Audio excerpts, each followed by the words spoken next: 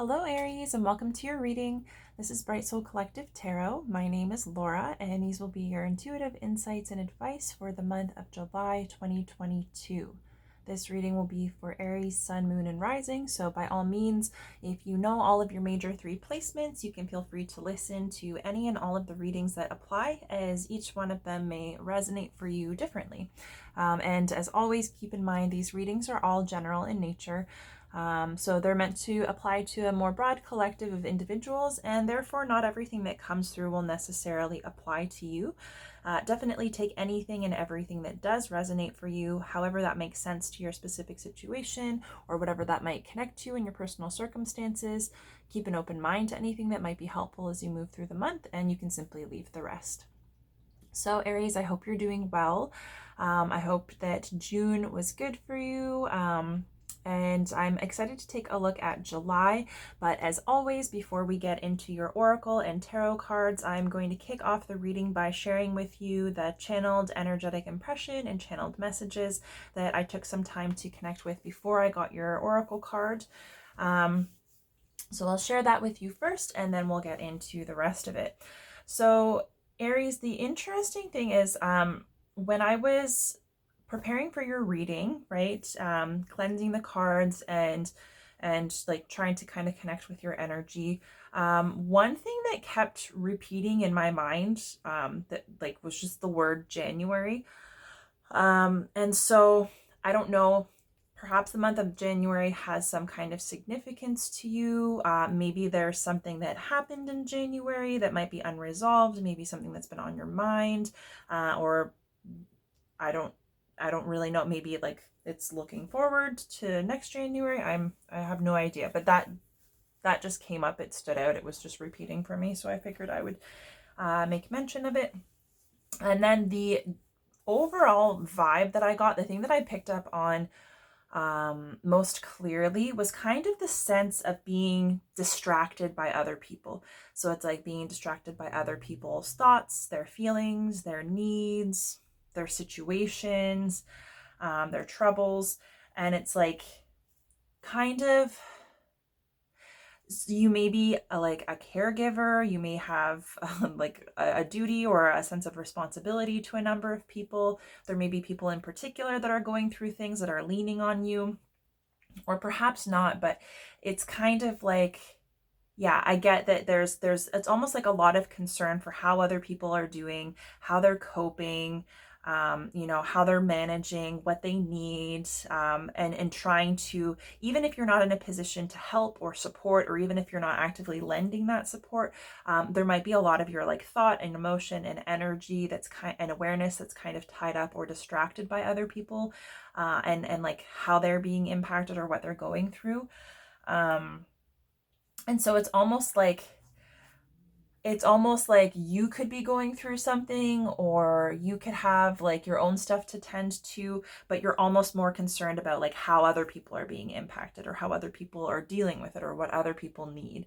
And so I will say, like, it's totally okay for you to take care of others. And like, obviously, if you're a parent, that's kind of like, it's kind of inevitable. It's unavoidable that, that you're going to have that kind of sense of duty and connection to, and like looking after others. But I would also say that it is also totally okay and necessary for you to focus on yourself too. So it's like finding the balance between concern for, caring, and support for other people, but also for yourself, and make sure that concern, potentially, if it's distracting you from other things, or maybe like kind of draining on your energy a little bit, that it's this concern for others is not causing you to put more pressure on yourself or to deny yourself, and to ensure that like also kind of being distracted by or caring for other people or their situations, or channeling your energy into their situations, that it's not you projecting, like perhaps in avoidance of what's going on with you, or maybe perhaps the support that you might need yourself. So yeah, just being aware. And it's kind of like, yeah, just being willing to give yourself a break too. Recognize that like you're a person, you matter, and at the end of the day, you have to take care of yourself as well.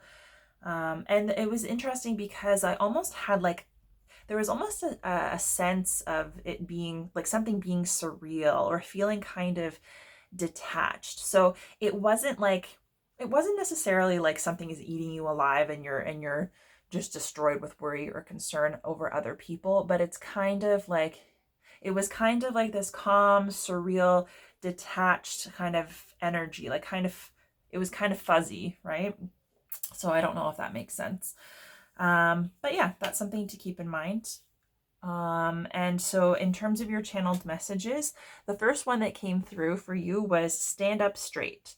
So it's kind of like when a parent scolds you, like, you know, like you're not doing yourself a service by slouching. So it's like, you know, physically it's not good for you and your posture, but also the message that it sends about like you and how you view yourself, how you present yourself. It's kind of like an external reflection of how you're feeling on the inside. And it's kind of like, you know, stand up, stand tall, right? Stand firm and be proud of yourself. Like hold your head high, convey your strength, your courage, your confidence, and your belief in yourself on the outside too, right? So it's like you don't have to make yourself small, and you don't have to kind of do things that aren't good for you to try and hide or to try and blend in or yeah. So it's like don't undercut yourself.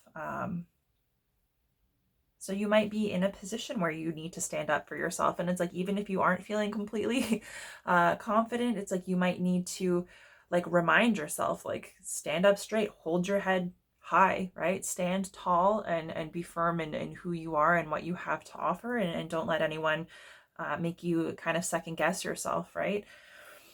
The next message that came through for you was overt narcissism. And so it's kind of like narcissism and dealing with narcissists can be troubling because sometimes they're really, really good at being covert, right? And manipulating. And it's like things behind the scene and it can be kind of like passive aggressive, the way that they take action so that they're kind of manipulating or guiding a situation in the direction that they want it to.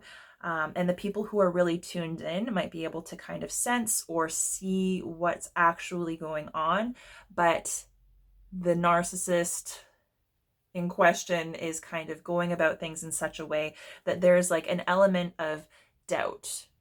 So it's like if you were to bring it up or you were to call them out, or perhaps even if you were to discuss it with somebody else, they would be like, oh no, that's not what's happening, or oh, it's probably this. So that's like there's something questionable where it's like, oh, you know, they're not really doing what they're doing. And that kind of can be how we get trapped into dynamics with narcissists, people with like narcissistic tendencies, is that it's like, oh, okay, well, on the surface, on a very basic level, like they're not doing anything wrong and um, there's nothing kind of going on underneath, but it's kind of trusting when you can sense that something is. But this is more like overt.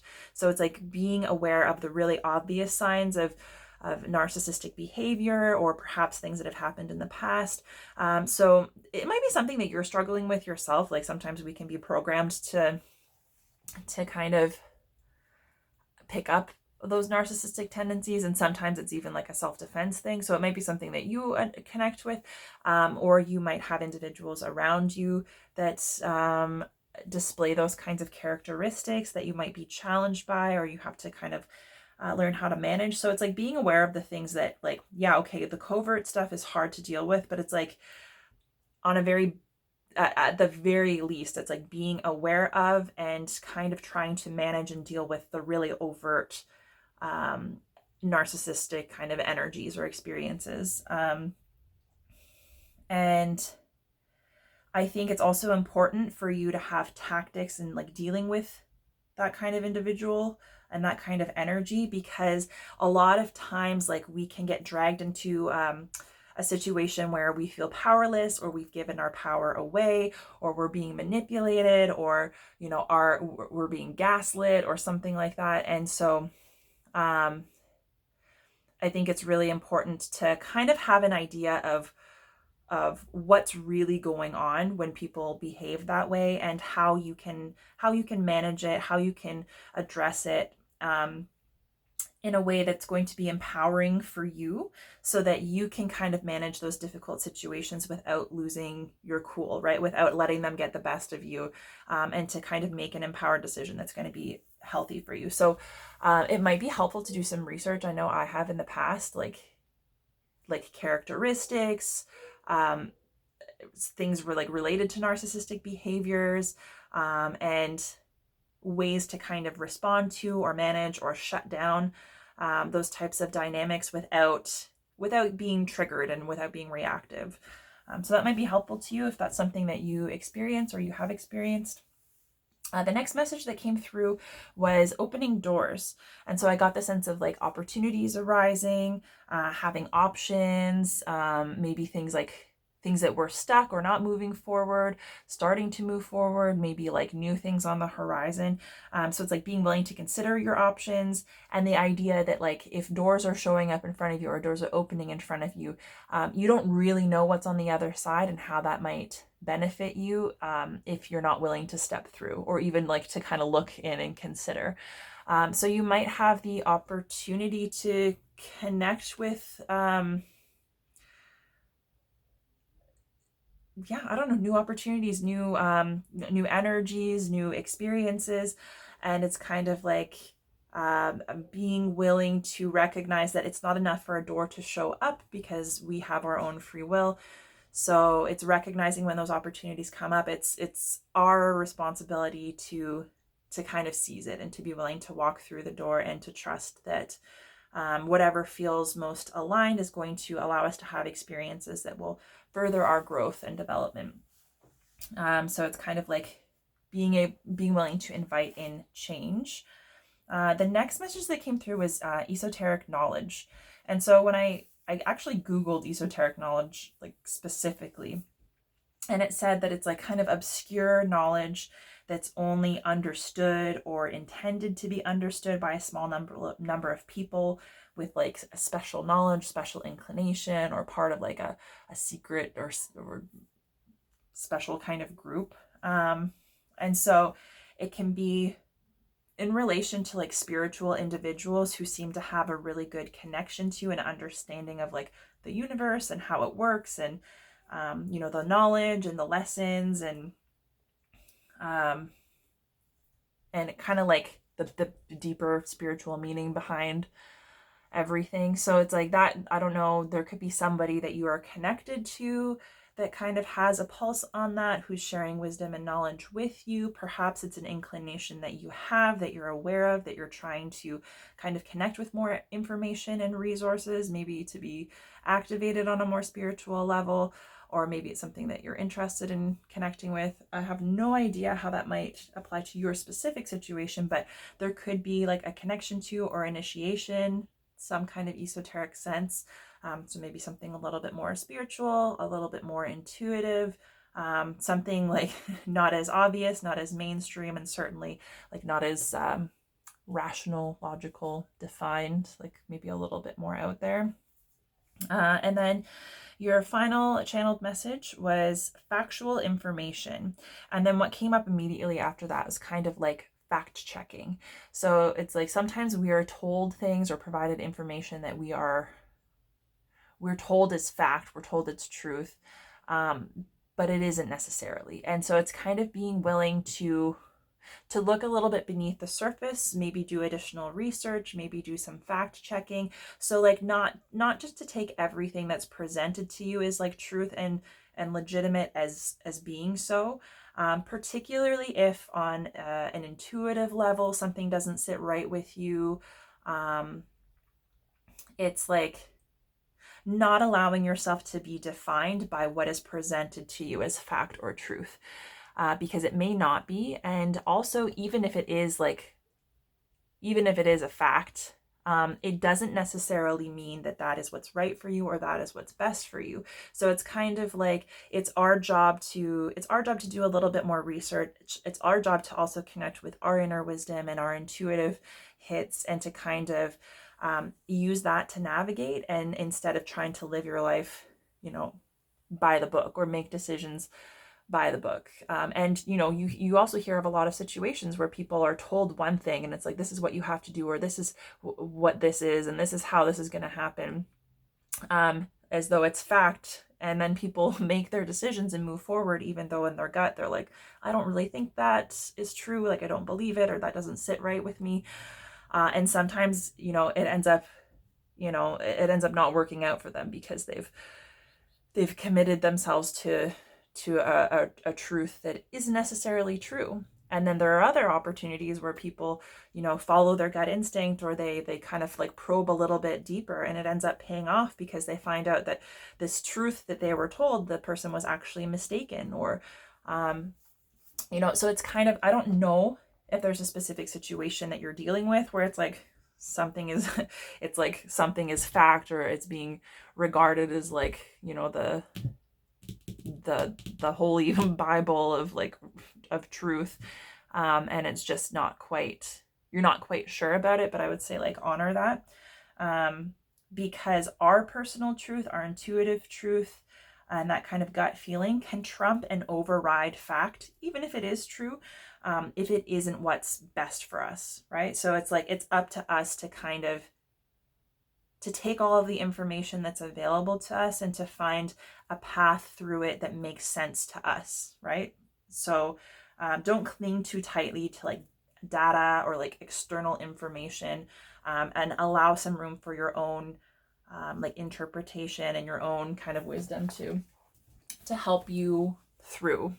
Yeah, so that's your channeled messages. So we'll get into your cards. So your oracle card for this month is Yang, and it is the first card in the deck, which is pretty cool.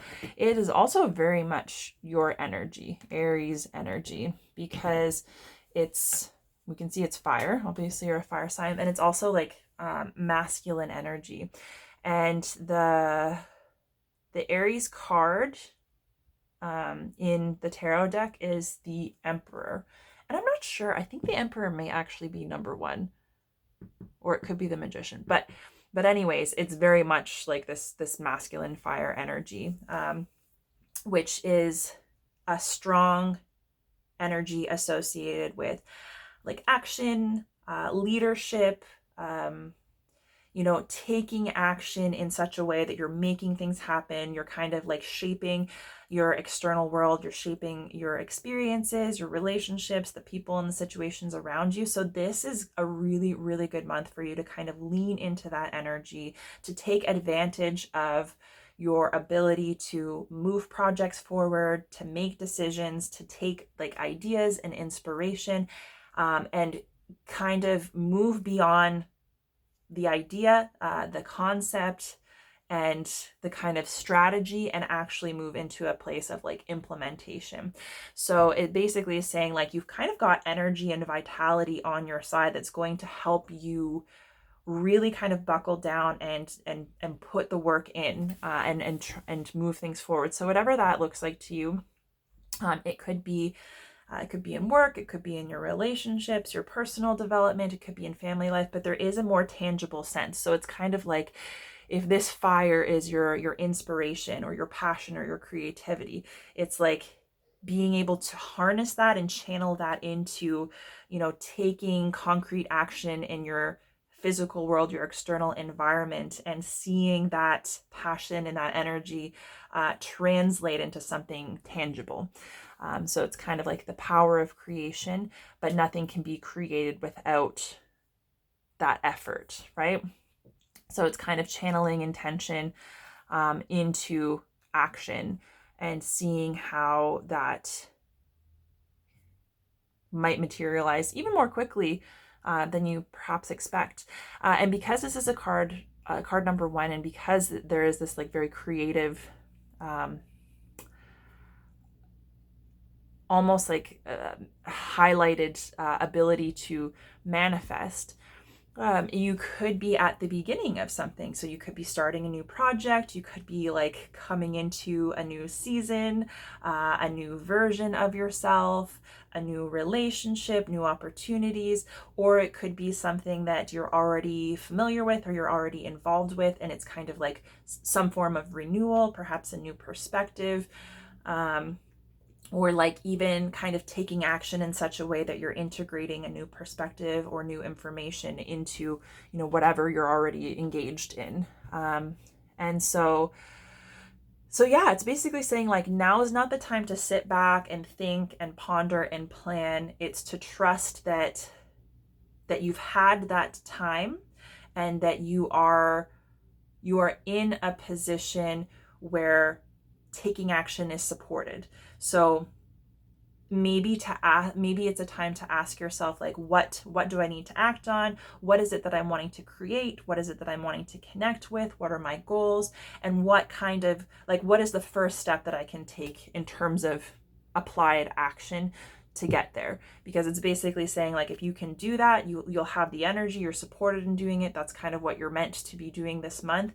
And so any way that you can connect with and kind of channel that kind of energy is going to be supported and going to be amplified. And the other thing is that, like, it's all well and fine to be in that position where, finally it's time to get the ball rolling, to put the effort in and to start seeing like results. But the most important part of taking action is making sure that we're aware of what's going on with us on the inside, right? So it's like, even though it's time to kind of like put the nose to the grindstone, it's recognizing that it's even more important during this time of action to check in with ourselves and to make sure that we're in alignment and that we're kind of taking care of ourselves in the ways that are most beneficial and necessary to us to allow us to sustain this action. So we want to be using this in a balanced way. We don't want to be getting carried away and like completely draining ourselves. We still have to be mindful of our resources. We have to be mindful of our emotions, our intentions, because with the power of creation and action being highlighted, whatever it is that you take action on, it's going to be amplified. Its effects are going to be amplified. And so even if you're taking action towards something that you think is like very much aligned and going to be beneficial, if you are in a negative headspace or if you're operating from a place of fear, that's going to be infused in your action, that intention, that energy, and that is going to be amplified too. And that is going to be a part of your result in terms of what you're manifesting, what you're creating, what is going on in your external environment. So with the power of creation comes a great deal of responsibility to ensure that you've got your inner stuff kind of in order, and that you're aware.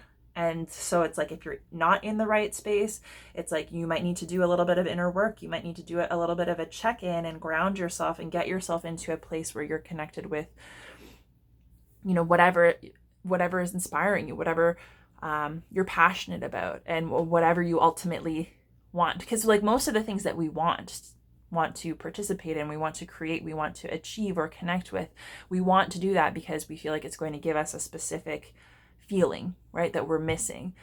And so it's like, it's important to be aligned with that feeling that we're hoping to connect with and create right now as we're taking action toward it, because that's what's going to allow it to manifest. It's kind of like an invisible thread that connects us to that outcome, and we're just pulling that outcome closer to us because we're already connected to it. It's already a part of us.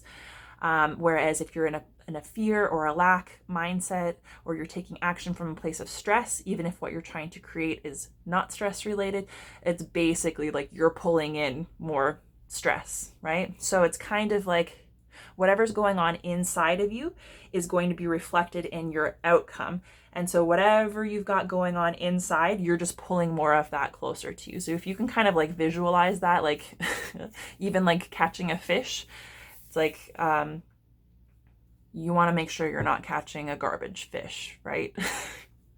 Yeah, I don't know if that makes sense. It's kind of stupid, but yeah, so it's basically saying like, it's important to check in with yourself, and because you have the ability to create, there is that additional level of responsibility, and you don't want to be irrational. You don't want to be in a bad place when you're taking action.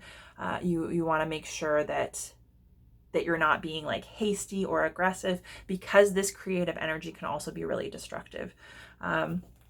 But I think that's really like, it's really promising. It really kind of bodes well to especially any kind of creative endeavor, even like healing, because it doesn't have to just be external, right? Because even our inner healing and doing our personal work inevitably influences our external environment and the types of resources we have, the types of experiences that we connect with.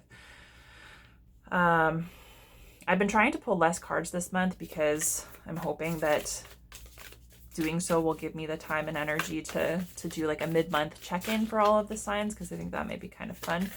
But the readings have still been really long. It doesn't seem to matter how many cards I get. Okay. But we'll see. So your first card for this month is the Knight of Swords. And your second card, or your second placement, the Ace of Cups and the High Priestess came out together. And then we have the Hanged Man at the bottom of the deck. So you got one more card. I was initially just going to do two, but since they came out together. Let's see. So we'll get your clarifiers right away. So we'll clarify the Knight of Swords first.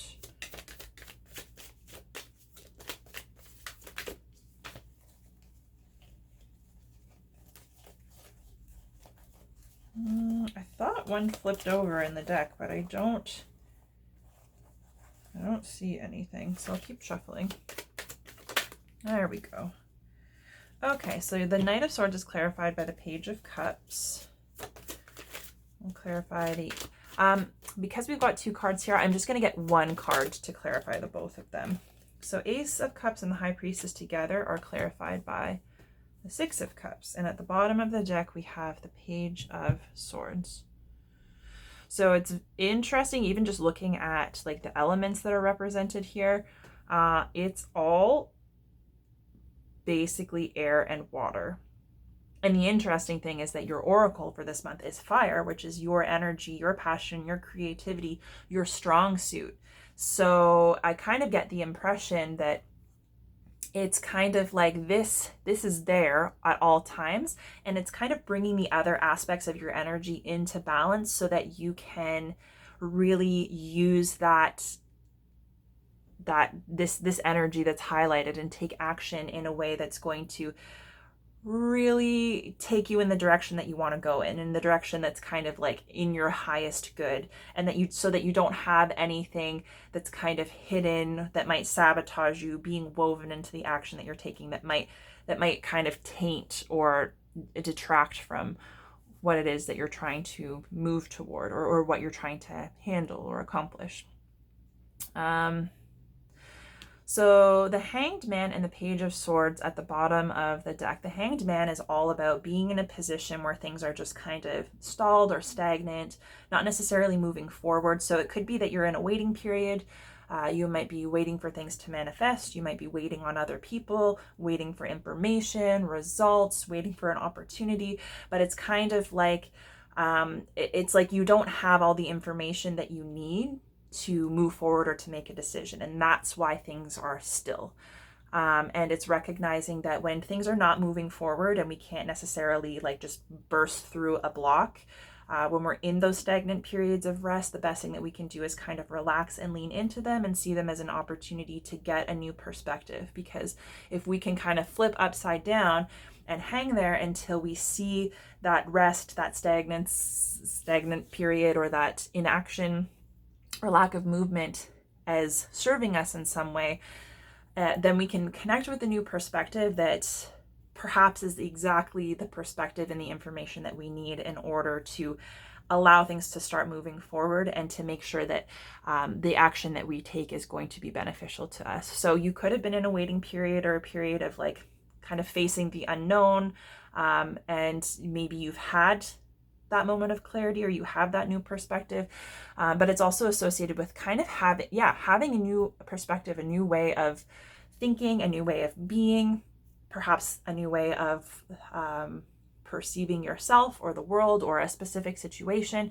But it's like you've kind of come into a new truth, a new understanding, and now you've got that to kind of cut through the noise, right? But it's still kind of being at the beginning of a journey. So you may still be integrating new perspectives, new information, perhaps trying to break old habits, and kind of forging your path. So it's like you might not be super refined or feel super confident in handling whatever this is, but it's kind of like you're on that path, and you've got the information and the perspective, like the resource that's going to help you move in a more beneficial direction. So that's that's the past energy that's kind of underlying this and informing this month. So I'm not sure how that might apply for your specific situation.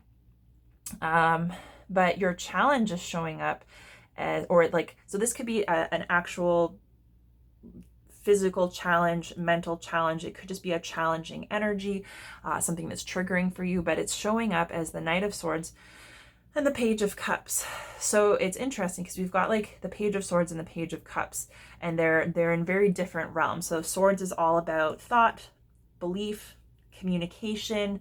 It's about knowledge, our personal truth, the power of our mind, how like the way that we think and the things that we believe basically shapes our reality, because that is kind of the first point in terms of assessing a situation, making a decision, and moving forward. So whatever we think is ultimately going to impact our decisions, which ultimately impacts how we show up in the world. And that's like the direction that we take ourselves in terms of our overall situation. So whereas the Page of Cups, this is all about emotion. So how we connect to and experience our emotions, what our emotions are connected to in terms of our values, our previous experiences, areas for healing, strengths and weaknesses. It's also being connected to our intuition, our inner wisdom, and like being willing to kind of connect with our subconscious, the things that are going on under the surface that are impacting our thoughts and ultimately like our actions.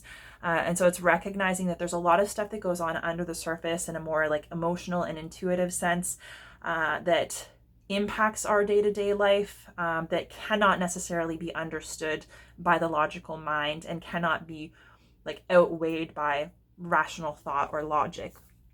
And so the Page of Cups is kind of on an experience to, or on a journey, at the beginning of a journey to connect more deeply with emotional awareness, to experience emotions, to see what. So emotions are kind of markers or symptoms for what's really going on, what's important to us. And so it's kind of being willing to sit in those emotions and see like what they're trying to tell you, what they're connected to.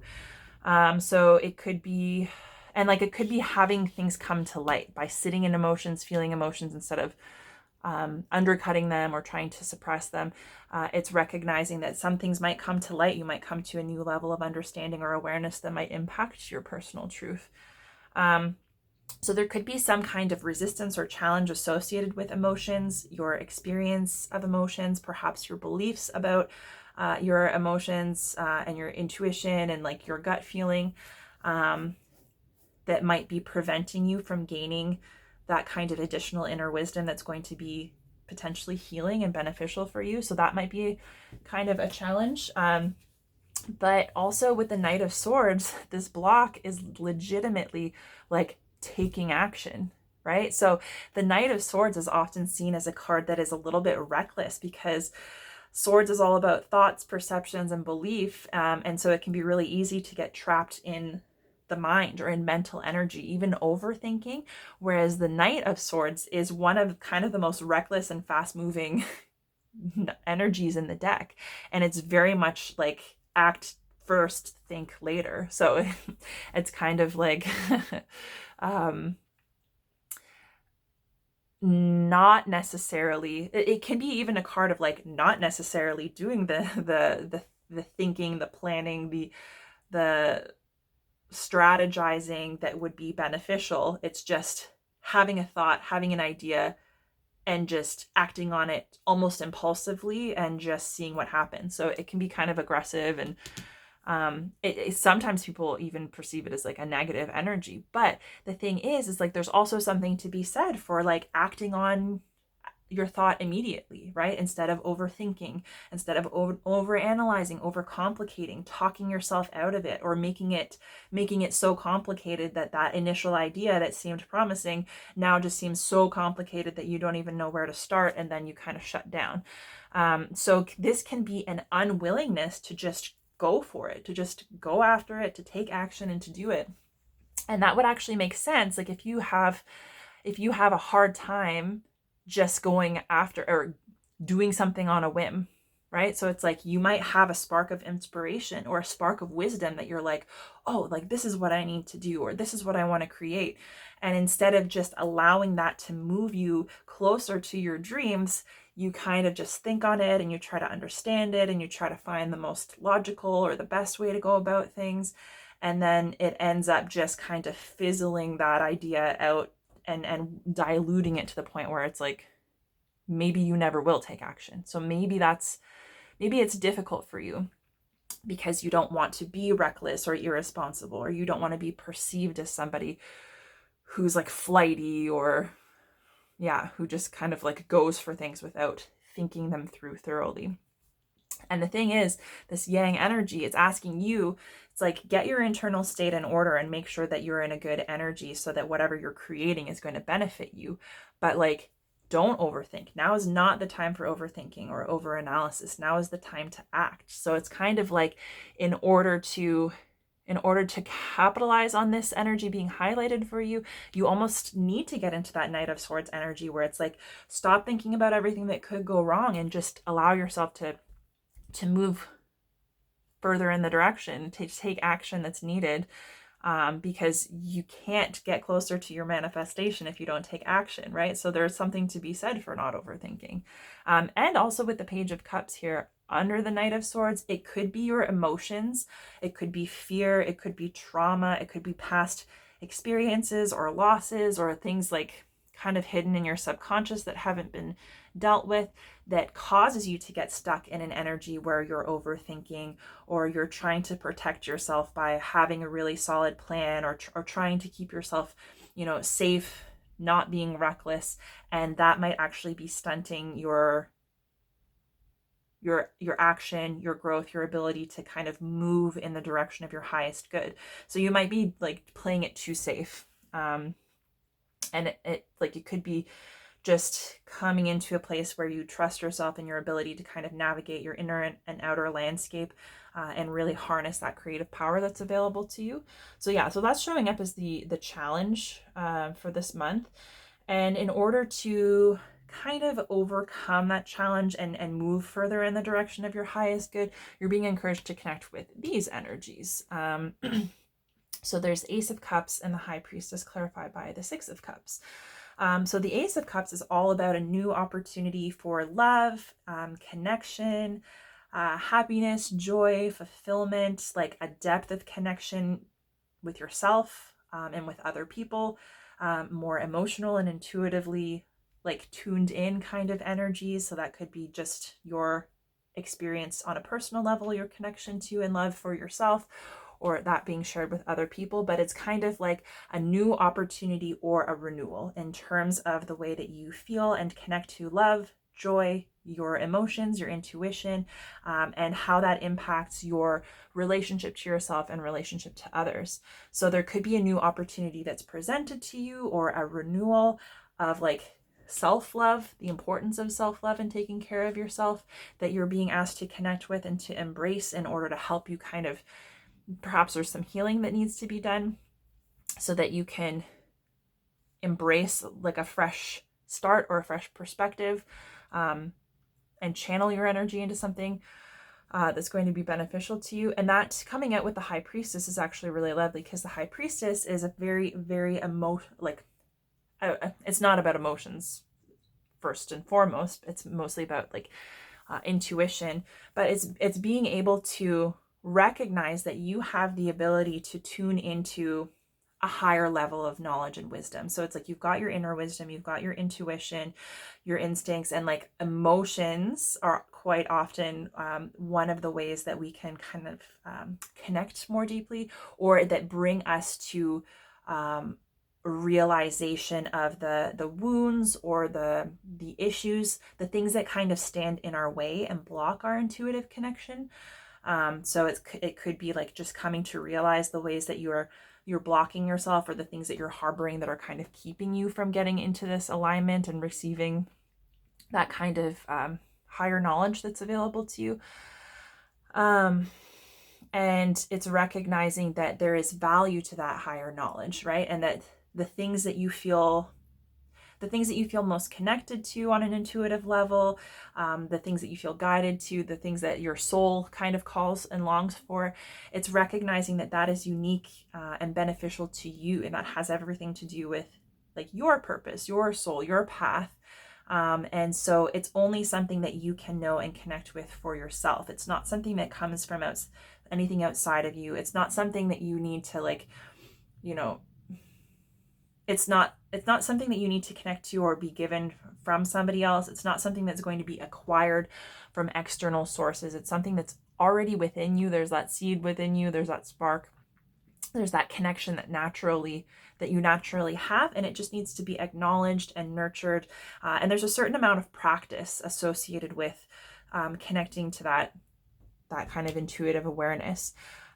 So you could be asked to be stepping more into your emotions, more into your intuition, more into that kind of the world of the unseen energies, the things that you pick up on an intuitive level, whether it's from other people, from situations. Like it's kind of getting out of your thoughts, right? Because there is a huge difference between our thoughts and our analysis about like what's going on and what we're experiencing, and like our actual knowledge and sense that comes from the heart and comes from that kind of more, that deeper, more intuitive, less tangible side of ourselves. And so you might actually be struggling to tell the difference between your thoughts, like your fears, your perceptions, your beliefs that are influenced by your experiences and the things that are out external to you, and like your inner wisdom, right? And so there's one thing that I will say. I don't know if I'm going to get this quote like specifically right, but the thing that people say is that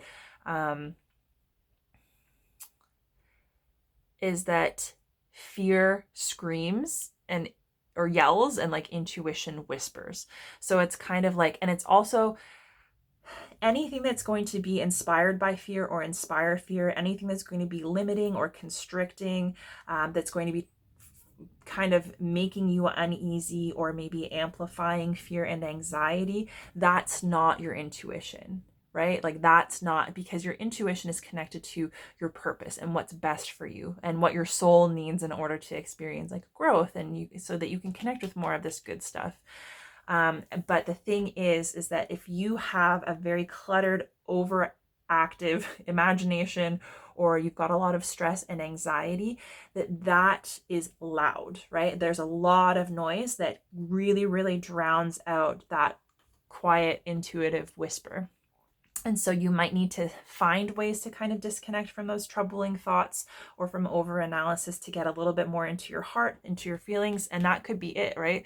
It could be sitting in a more emotional space, taking time in quiet to just connect with yourself, to check in with how you're feeling and not overthink. So like meditation might be something that's helpful. So that you can start to hear that little voice, right? Because it'll call to you quietly and gently. And it's only when you start to learn to recognize how that voice speaks to you, what that feels like, that you become more tuned into it and it comes through more strongly. But there's always going to be a lot of noise, like externally in your environment and from other people, but also there can be a lot internally, like in terms of overthinking. So yeah, it's like getting out of your head and into your heart is going to help you really tap in, because there's probably a really massive wealth and maybe even a backlog of information that's going to be helpful and empowering to you. It's going to be aligned with your highest good, that's just there waiting to be connected to. And that could also be connected to a new opportunity for love, or experience of love, expression of love, and joy and happiness, and kind of like that emotional abundance and fulfillment. And for these cards here to be clarified by the Six of Cups, this could very well have to do with your past. So perhaps like your childhood, the way that you were raised. It could have to do with like your inner child, perhaps inner child healing. There can also be a sense of like looking back on the past as better than it was, or when things were more simple. So yeah, this is a very like past centered energy. But it's recognizing that the experiences that we had in the past, whether they were positive or negative, were essential, and they kind of shaped us into who we are now. So we can, if we're revisiting and looking back on the past, it should be to help us gain clarity about our situation now, who we are now, and to come into a better understanding and like a more empowering or more empowered stance, rather than to like sell ourselves short, right? So there could be some healing, because you see like this little girl, she it's like the inner child, or like the childhood version of her, and it's like she's giving her a gift of light. So there might be some reflection that's needed on like past situations, perhaps on beliefs that were instilled in you as a child, perhaps maybe like emotional, maybe even like sad experiences that you had as a child that perhaps caused you to close off from yourself, maybe close off from your intuition, maybe get to a place where you have to overthink and overanalyze to protect yourself. So yeah, there could be some healing to do with past experiences, particularly in how that is connected to your emotions and how you process the world. But it's recognizing that in terms of like this inner child healing and connection to your past, it's important to take the lesson and to take the insight and the wisdom when you reflect. So it's like, as an adult, if you reflect back on a situation, you might have a great deal of wisdom and experience since then. So you might be reacting from, you know, that 6-year-old self that was wounded. But if you take the time to connect with and to consider that situation that may have stunted you or impacted you from like the position that you're in now, from kind of like a bird's eye view, you understand it and you kind of see like, how did that impact you? How did that play out?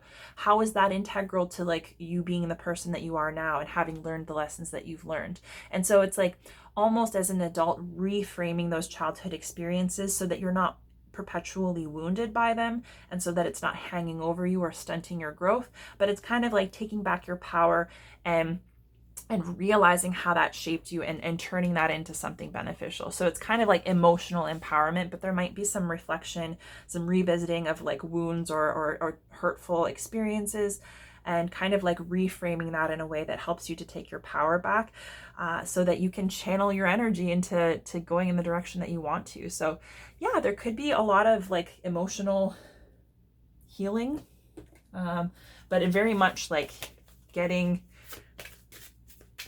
yourself kind of sorted on an emotional level and on an intuitive level, so that you can really start taking action. Because if you get yourself to a healthier or happier place, then ultimately like that's going to be what you're working toward when you take action.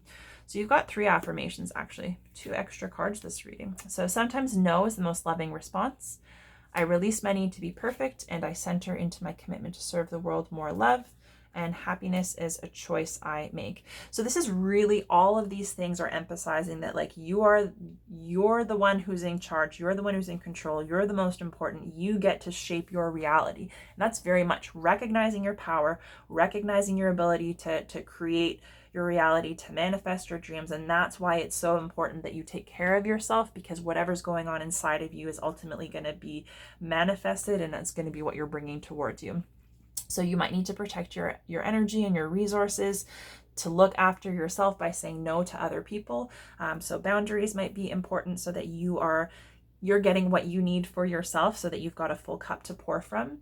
And it's not about perfection, right? It's about connecting to yourself on a deeper and more authentic level, being able to extend yourself love and kindness and compassion and understanding, being able to reflect on what you've experienced and what that means to you, and just kind of coming more into your own so that you can treat yourself with love and compassion and you can share that with other people. And it's recognizing that you have the power to choose what you want to focus on. And ultimately what you focus on impacts your core beliefs. And that is ultimately going to impact the action that you take and what you create for yourself. So if you can find ways to connect with more happiness and choose happiness, particularly when you're in the midst of something challenging, that's going to be beneficial for you, because that's going to be woven into whatever you're taking action on and ultimately whatever you're trying to create for yourself. So I'm going to get you one final oracle card. The other thing that I will say that's kind of neat is Yang is 1, and then you've got the Ace of Cups here, which is also 1, and then the High Priestess is 2. So it's kind of like a progression.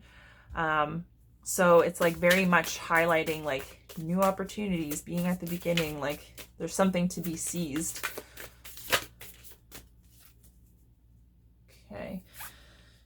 Oh, okay, there's 2 cards that came out. I just want to get one final oracle card for you. I'll read that directly from the book and we'll see.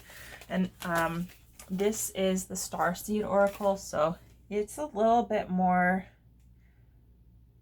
out there, I guess. Some of the cards are the message is a little bit more grounded, practical, easy to understand. Some of the other stuff, the concepts are a little bit abstract and obscure, but I really like just getting a different perspective. And I think what's most important is when I read it out, it's not necessarily like taking it word for word, but seeing like how that resonates with you, or what that kind of inspires in terms of like your connection to the message. So the card that came out for you is You Got the Love. And it says Hadarian energy. I'm not sure what that is. Codependency and boundaries. So it could be like in relationships too, specifically, which cups is associated with love and relationships more than any other suit. Okay, I'm just going to find this in the guidebook.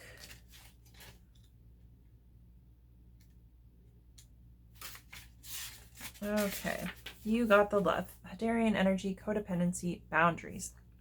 So it says, the Hadarians are believed to be beacons of pure, divine, unconditional love who see love in all people and situations. As a result, they can find it hard to have boundaries, hard to have boundaried, interdependent, healthy relationships because they only see the unconditional nature of those they meet.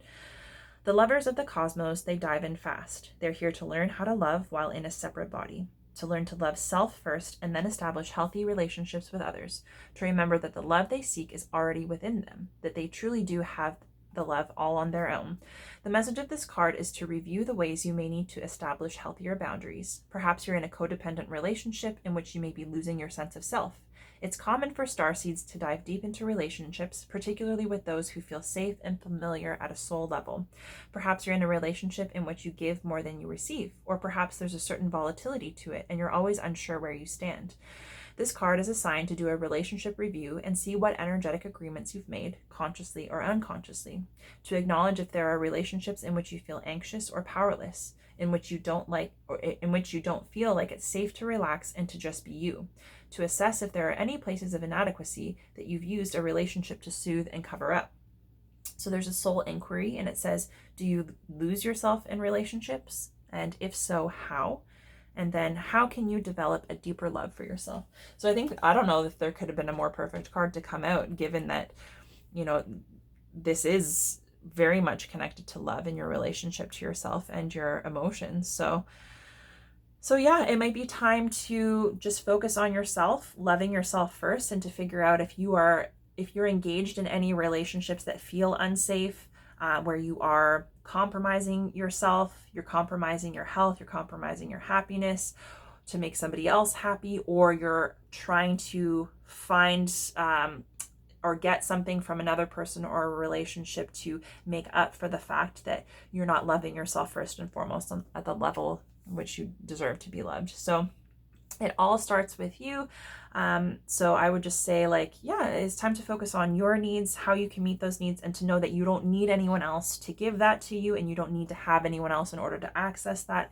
It's something that you can do for yourself now, and the sooner that you do that, the closer you're going to be to kind of being able to consistently fill your own cup, so you can show up as a whole, healthy person. You can put boundaries in terms of the kind of support and the time and effort that you're able to give other people, so that you're not overextending yourself or emptying your cup. Because sometimes what happens is we empty our cup trying to fill somebody else's, and then we end up with an empty cup, and that person doesn't necessarily return the favor. And so that's not how it works, right? Like, we're not filling somebody else's cup to make them feel better and then expecting them to fill ours in return. Like, it's our responsibility to take care of ourselves and to love ourselves first and foremost, and to make sure that we're setting boundaries and we're not participating in relationships that kind of detract from our ability to love ourselves, or that make us feel unsafe. So yeah, time for some reflection on your relationship to yourself and the relationships around you, because that might be